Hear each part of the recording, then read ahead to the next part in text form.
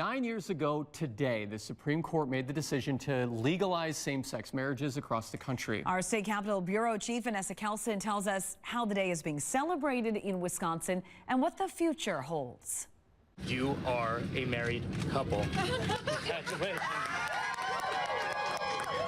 The first same-sex couple married in Dane County. We never thought that we were going to be the first. Celebrated their 10th wedding anniversary this month. This marriage has been incredible.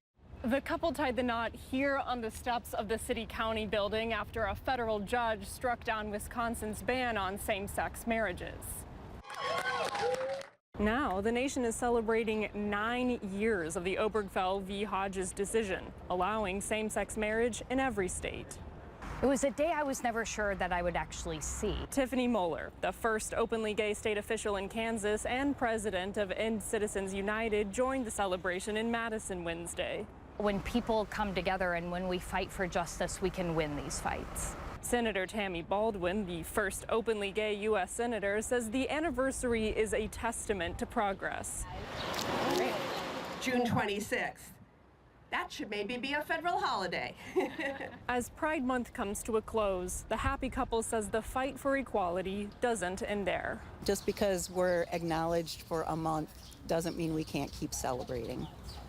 Finding pride in progress. From Madison, Vanessa Kelson.